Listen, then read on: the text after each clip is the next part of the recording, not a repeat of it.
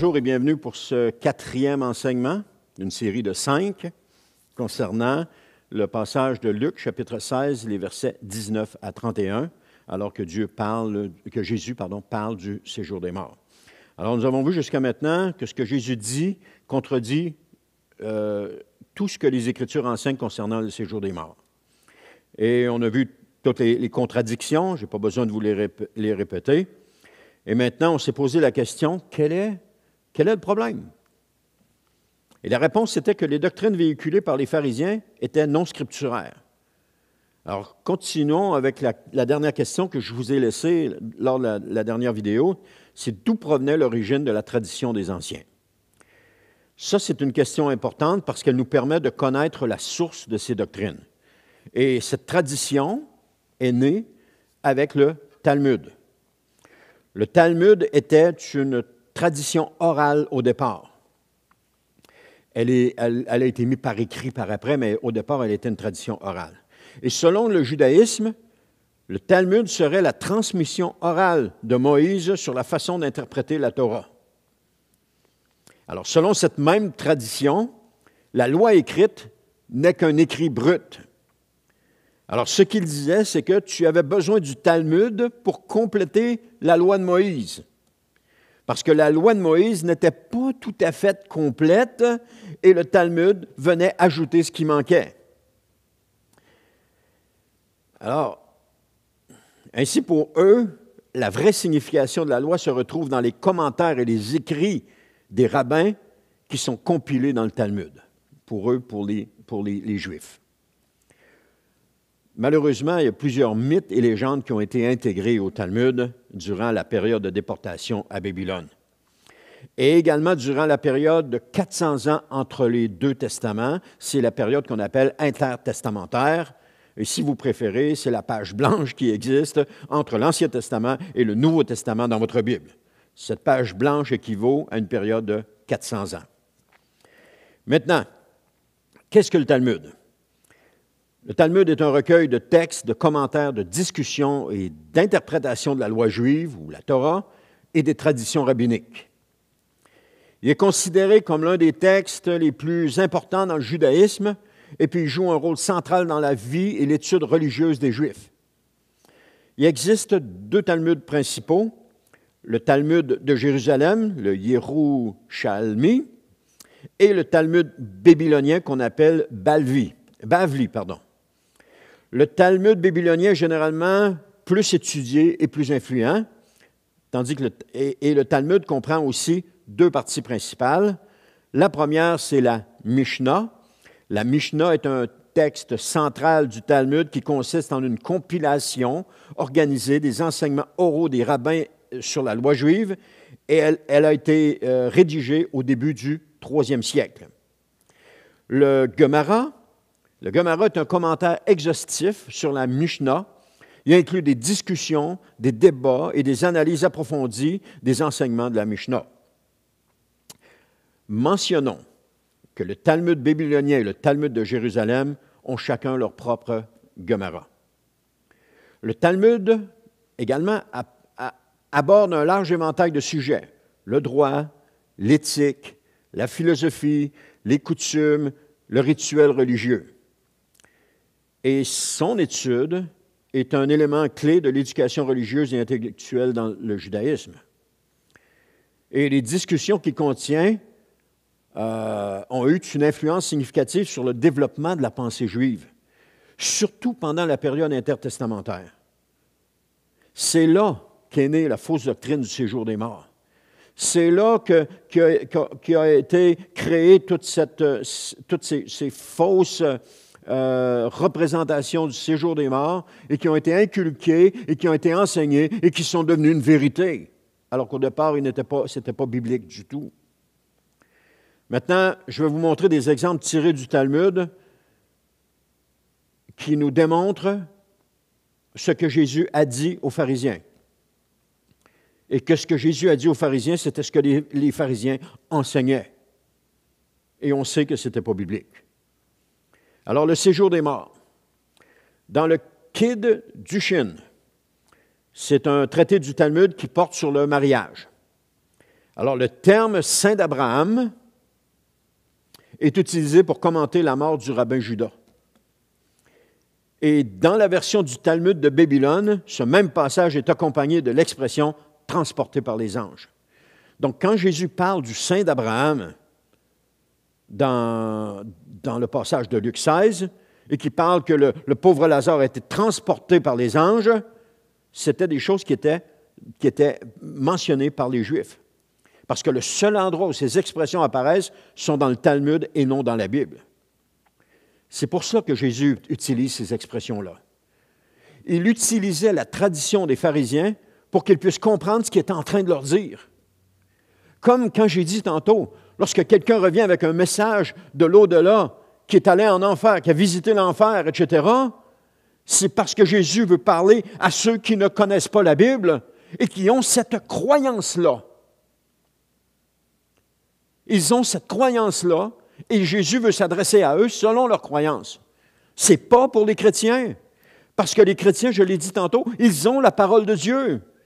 Et la parole de Dieu, elle est complète. On n'a pas besoin de quelqu'un qui revient du séjour des morts. Abraham dit, dans le passage, Jésus fait parler à Abraham et qui dit, ils ont la loi et les prophètes qui les écoutent. Alors on a la Bible, lisons-la, puis prenons-en instruction. Alors c'est pour ça que Jésus a utilisé ces expressions-là. Ils utilisaient la tradition des pharisiens pour qu'ils puissent comprendre ce qu'il est en train de leur dire. Maintenant, la discussion possible des morts avec Abraham.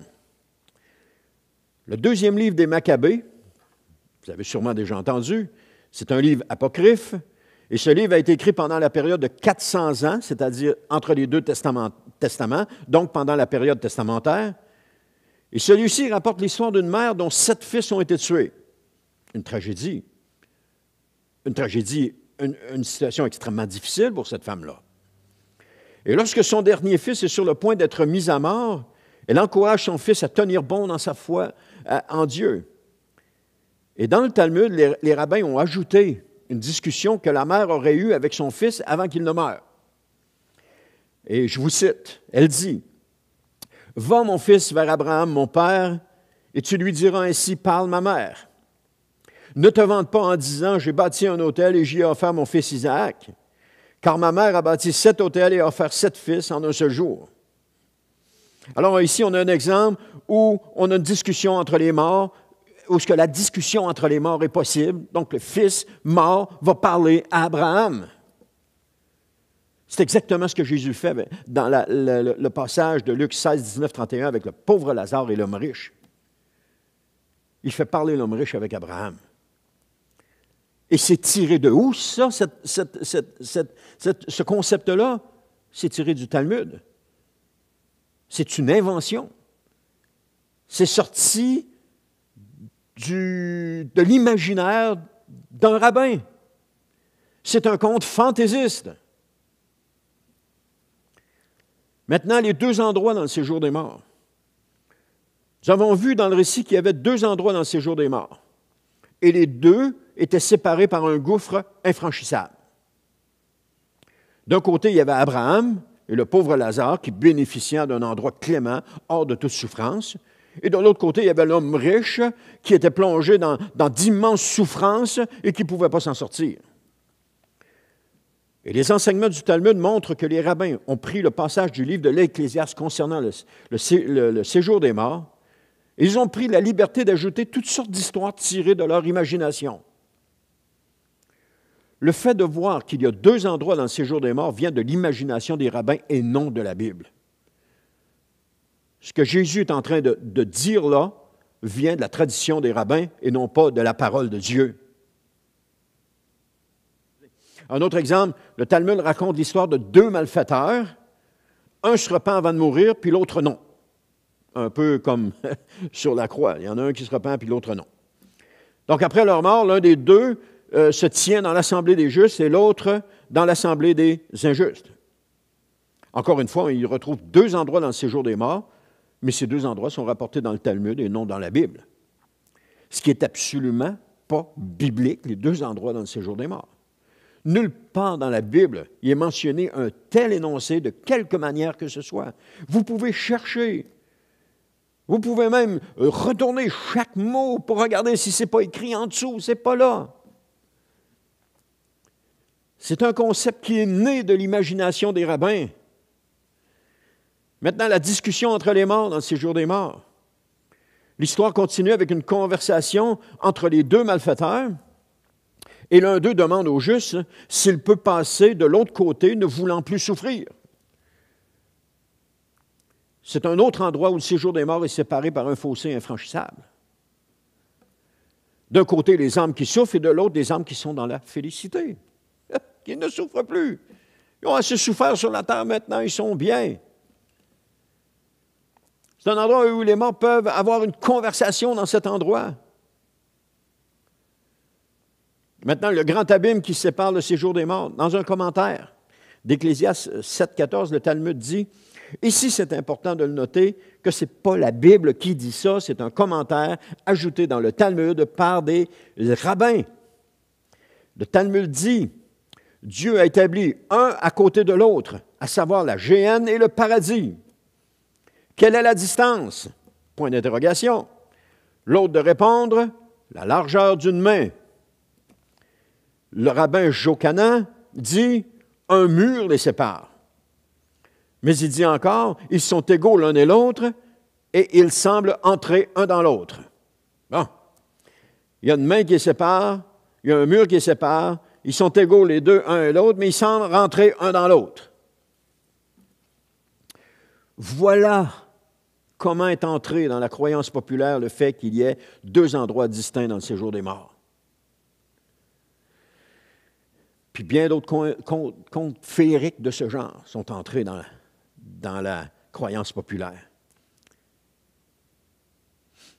Comme on dit, un mensonge répété devient une vérité. Et ceci en est bien la preuve. Les Juifs, les pharisiens ont répété cela, que c'est devenu une vérité, ou est-ce que tout le peuple juif croyait ces choses-là? Tout le peuple juif croyait ces choses-là. Et même que c'est assez répété que nous, aujourd'hui, croyons ces choses-là. Alors que ce n'est pas ce que la Bible nous parle, et ne nous en parle, la Bible ne nous en parle même pas.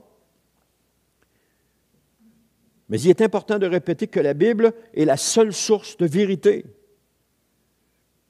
Parce que dans la Bible, il n'y a pas de mensonge aucun. Mais en contrepartie, ce que le monde véhicule est truffé de mensonges. Ce que les rabbins juifs ont incorporé comme commentaire dans le Talmud à propos de la parole de Dieu est truffé de mensonges. Des gens qui vont au ciel et qui visitent l'enfer, c'est à prendre avec prudence pour les croyants. Parce que, je le répète, le message n'est pas pour les croyants, il est pour ceux qui ne connaissent pas Jésus et qui ont besoin d'entendre ça, et ils reviennent avec un message dans leur conception à eux des choses, comme Jésus a fait ici. Il s'est adressé aux pharisiens dans leur conception. Mais le problème de cela, c'est que Jésus a inversé les choses. Peut-être j'en parle un peu plus loin, mais ce n'est pas grave, je le répéterai. C'est juste bon de répéter. C'est ça que ma femme me dit tout le temps. « Ah, Denis, il faut répéter. » OK, on va répéter. Jésus a inversé les choses. Parce que pour les pharisiens, l'homme riche avait la bénédiction de Dieu sur lui, parce qu'il avait des biens, et donc il allait au ciel, c'était garanti, il y avait le sceau de Dieu sur lui, il allait au ciel. Par contre, le pauvre avait la malédiction de Dieu, puis il était condamné à aller en enfer. Ça, c'est ce qu'il dit. Aujourd'hui, je parle de ciel et enfer, mais dans un autre enseignement, je vais vous parler de l'enfer. Mais ça, c'est un autre enseignement qui va venir. Et là, Jésus, ce qu'il a fait, il a envoyé l'homme riche en enfer, et puis il a envoyé le pauvre au ciel. Il a inversé les choses pour les pharisiens. Les pharisiens, là, ils pouvaient bien en vouloir à Jésus, parce que là, Jésus venait complètement virer leur croyance dans ce passage-là. Jésus a dit dans Jean, chapitre 14, le verset 26, « Mais le défenseur en justice, le Saint-Esprit, que le Père enverra en mon nom, vous enseignera toutes choses et vous rappellera tout ce que je vous ai dit moi-même. » Le Saint-Esprit va nous enseigner toutes choses. Il va nous rappeler toutes choses. Il va nous faire comprendre toutes choses. Même nous faire discerner les fausses doctrines. C'est dans 1 Jean chapitre 2, le verset 27 qui nous dit, « Mais quant à vous, l'Esprit dont vous avez été témoin par Christ demeure en vous. Vous n'avez pas besoin qu'on vous instruise, car cet Esprit dont vous avez été témoin vous enseigne tout. » Ce qui veut dire que notre principal, ça ne veut pas dire que tu n'as pas besoin de suivre des enseignements bibliques, que l'Esprit va tout t'enseigner. Ce n'est pas ça que ça veut dire. Ce que ça veut dire, c'est que notre principale source d'enseignement, c'est la parole inspirée de Dieu. C'est ça que ça veut dire. Et pas les contes qui sont racontés à droite et à gauche, qui viennent de l'imagination des gens. La parole de Dieu est notre source d'enseignement, seule et unique. C'est celle-là même que le Saint-Esprit a inspiré les enseignants, a inspiré les prophètes, a inspiré les apôtres, a inspiré les auteurs. C'est la parole de Dieu. Il n'y en a pas d'autre. Alors, je m'arrête ici, et puis on va continuer avec la dernière vidéo pour la conclusion de cet enseignement-là.